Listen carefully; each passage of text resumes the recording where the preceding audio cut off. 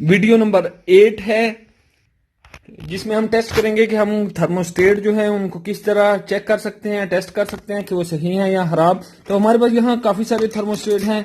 ये water cooler का thermostat है, इसके अलावा ये डायरेक्ट कूल रेफ्रिजरेटर का थर्मोस्टेट है, इसके अलावा ये हमारे पास कार एसी का थर्मोस्टेट है, इसके अलावा हमारे पास इन्वर्टर रेफ्रिजरेटर का थर्मोस्टेट है। तो इन सब को हम टेस्ट करेंगे और किस तरह टेस्ट कर सकते हैं।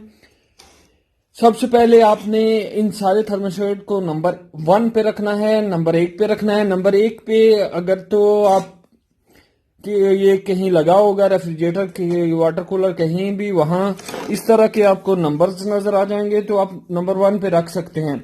और अगर आपने ओपन किया हुआ है तो किस तरह आप देखेंगे कि नंबर 1 पे रखना है। आपने इसके ऊपर नाब लगा लेनी है, नाब लगा के इसको ऑफ करना है। जहां पे ये ऑफ होगा उसके बाद आप इसको रिवर्स करेंगे, तो जहां जस्ट ये रिवर्स करते साथ ऑन होगा वो नंबर 1 होगा। तो इस तरह आपने इनको नंबर 1 पे रख लेना है। मैंने ऑलरेडी इन सब को नंबर 1 पे किया हुआ है। हमने अपने मल्टीमीटर को बजर पे सेट किया हुआ है और बजर पे सेट करके लीड को आपस में अटैच किया दोनों को, तो बजर ऑन हो गई। यहां भी हमने थर्मोस्टेट को नंबर 1 पे रखा हुआ है। दोनों पॉइंटों को चेक करेंगे, ऑन है, बजर बाज रही है। ये दूसरे का भी चेक कर लेंगे, इसका चेक कर लेते हैं। ये भी सॉरी ये भी ऑन है। ये 3 पिन वाला है, इसके नंबर 4 और 6 पे हमने लगाई हुई है, जो कि मेन और कंप्रेसर के लिए 2 पॉइंट हैं। तो यानी ये थर्मोस्टेट सारे नंबर 1 पे हैं और ऑन हैं। तो इसको टेस्ट करने के लिए हमने एक आइस का बाउल लिया हुआ है। आप आइस को मेल्ट करके ग्लास में भी डाल सकते हैं। मैंने आइस ली हुई है। आइस के मिडल में मैंने एक होल किया हुआ है, काफी गहरा होल किया हुआ है। तो ये इसकी जो बेलो है, जो पाइप है, इसका आखिरी सिरा जो है वो हम आइस के अंदर डाल देंगे। जैसा कि आपको नजर आ रहा है, ये मैंने आइस के अंदर रख दिया है। काफी अंदर, ऑलमोस्ट 4 से 5 इंच अंदर गया हुआ है। तो आप के पास अगर ऐसी आइस नहीं है तो आप इसे आइस तोड़ के ग्लास के अंदर डाल के भी टेस्ट कर सकते हैं। तो मैंने ऐसे ही रख दिया है, कुछ टाइम लगा रहने देंगे और फिर हम ये दोनों पॉइंटों को मीटर के साथ चेक करेंगे। ये दोनों पॉइंट अगर ऑफ हो जाएंगे तो हमारा थर्मोस्टेट सही है, और अगर दोनों का सर्किट आपस में बना रहेगा, ऑफ नहीं होगा, तो ये थर्मोस्टेट खराब होगा। पहले हमने मीटर के साथ दोनों को चेक किया, दोनों के साथ सर्किट बन रहा है। तो आइस में यानी नहीं रखा हुआ था, सर्किट सब थर्मोस्टेट का बन रहा था। तो ये इससे पता चलता है कि थर्मोस्टेट जो है उसका यानी पॉइंट जो है वो आपस में सही है। लेकिन थर्मोस्टेट को प्रॉपर टेस्ट करने के लिए इसको हम इस तरह चेक करेंगे कि इसका जो ऑटोमेटिक सिस्टम है वो सही है या नहीं। तो वो चेक कर रहे हैं हम लोग। बाकी थर्मोस्टेट जो है इनको भी मैं लगा देता हूं और फिर देखेंगे कि कौन कौन सा ऑफ होता है और कौन कौन सा नहीं, कौन सा सही है या कौन सा नहीं। गाइज ऑलमोस्ट 1 मिनट गुजर चुका है इनको लगाए हुए। तो हम चेक कर लेंगे। ये पहला वाला इन्वर्टर रेफ्रिजरेटर का है, ये डायरेक्ट कूल नॉर्मल रेफ्रिजरेटर का है। इसके अलावा ये जो हमने लगाया हुआ है ये वाटर कूलर का है। इसके अलावा ये जो हमने लगाया हुआ ये कार एसी का है। तो देखते हैं कौन कौन से ने काम किया है और कौन से ने नहीं काम किया। तो मीटर को हमने बजर पे रखा हुआ है, जैसे कि आपको नजर आ रहा है। ये लीड दोनों आपस में अटैच करेंगे तो बजर ऑन हो रही है। सबसे पहले हम ये इन्वर्टर रेफ्रिजरेटर वाला जो है इसको टेस्ट कर लेते हैं। तो इसके जो 2 पॉइंट कंप्रेसर के लिए, एक मेन सप्लाई के लिए, जो मेन सप्लाई आके लगती है वो 4 नंबर है और 6 नंबर कंप्रेसर के लिए आउट करता है। तो इन दोनों को लगा के चेक कर लेंगे। तो गैस आप देख रहे हैं ये अभी तक ऑफ नहीं हुआ, बजर ऑन हो रही है। अब ये डायरेक्ट कूल नॉर्मल रेफ्रिजरेटर का है, इसको भी हम लगा लेंगे। इसके 2 ही पॉइंट हैं,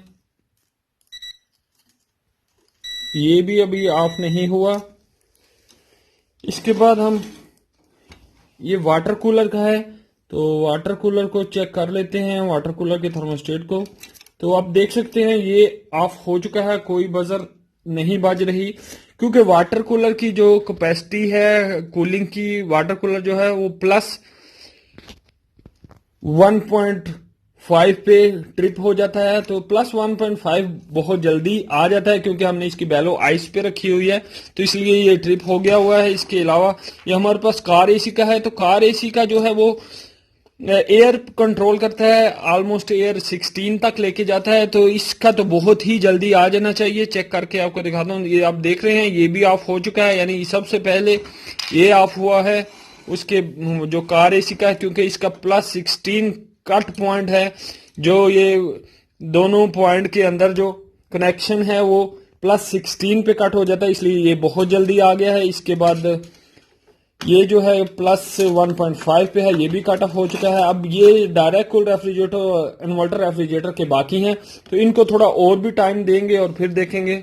गैस 5 मिनट ऑलमोस्ट गुजर चुके हैं। अब हम ये जो डायरेक्ट कूल थर्मोस्टेट है रेफ्रिजरेटर, डायरेक्ट कूल रेफ्रिजरेटर का थर्मोस्टेट, इसको भी टेस्ट कर लेंगे और इन्वर्टर रेफ्रिजरेटर का थर्मोस्टेट इसको भी चेक कर लेंगे। तो इसको लगा लेते हैं। जैसे कि आप देख सकते हैं कोई बेल ऑन नहीं हो रही, इसका मतलब हमारा थर्मोस्टेट ट्रिप हो चुका है, बिल्कुल सही है। अब इन्वर्टर को भी चेक कर लेते हैं, इन्वर्टर रेफ्रिजरेटर के थर्मोस्टेट को, तो इसमें भी कोई बेल ऑन नहीं हो रही, इसका मतलब हमारा ये भी थर्मोस्टेट ऑफ हो चुका है। इसलिए मैंने इन्हें 5 मिनट दिए हैं, टाइम दिया है, क्योंकि ये बिल्कुल ब्रांड न्यू थर्मोस्टेट मैंने पैकेट से निकाले हुए हैं, तो मुझे पता है ये सही है, इसीलिए मैंने 5 मिनट दिए थे कि ये ट्रिप हो जाए। तो ये ट्रिप हो चुके हैं, इसका मतलब इस तरह हम इजीली अपने थर्मोस्टेट जो है वो चेक कर सकते हैं। और गाइज अगर ये ट्रिप ना होते 5 मिनट, इवन हम 10 मिनट इनको छोड़ देंगे, अगर फिर भी ये ट्रिप ना हो तो इसका मतलब हमारे थर्मोस्टेट जो है वो खराब हो चुका है, उसको रिप्लेस करना पड़ेगा। गाइस वीडियो अच्छी लगे तो लाइक जरूर करें और दोस्तों के साथ शेयर भी करें ताकि दूसरों का भी फायदा हो सके।